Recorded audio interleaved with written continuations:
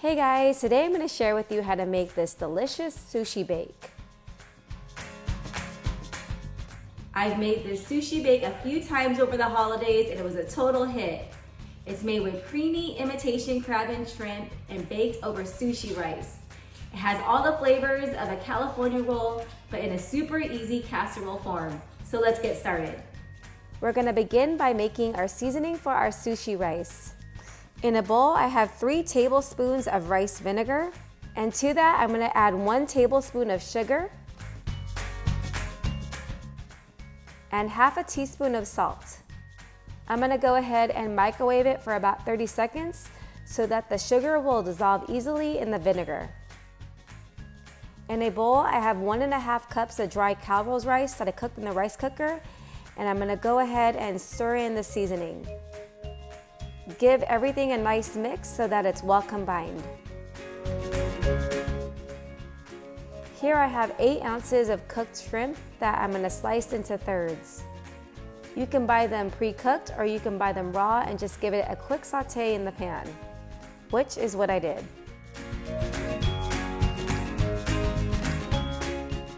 In a bowl I have 1 pound of imitation crab, which I shredded and chopped. I'm going to add in the shrimp along with 2/3 cup of regular or Japanese mayo and 2 tablespoons of Furikake. You can find it at the Asian market or some grocery stores carry them. I actually ordered mine from Walmart and I'll leave the one I use on the link below. My son loves this seasoning and he puts it over everything. His usual is over easy eggs and rice. I tried it and it's actually really good. We're going to take our sushi rice and spread it on the bottom of a 9 by 9 inch baking dish. Don't forget to watch until the end to see how much my son loves this.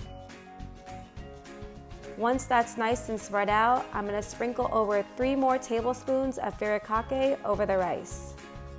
This is really going to give our sushi bake lots of flavor. Now I'm going to pour in our seafood mix. This is really a great dish to bring to a potluck because it tastes great either warm or room temperature. I even had the leftovers cold and it did not disappoint. Plus, it satisfies everyone. I haven't met anyone that didn't like it yet. And lastly, we're going to sprinkle over 2 more tablespoons of Furikake.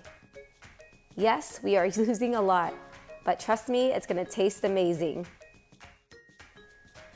Preheat your oven to 400 degrees and bake for 20 minutes. All right, our sushi bake is done and it's ready to serve. Oh, my son is going to be so happy. You could either serve it as is or like how we like to have it, with seaweed sheets and a little bit of wasabi mixed in with a little bit of low sodium soy sauce. Time to call my son in for a taste test. You ready? Cheers! Cheers! Cheers! Oh, you spilled on him.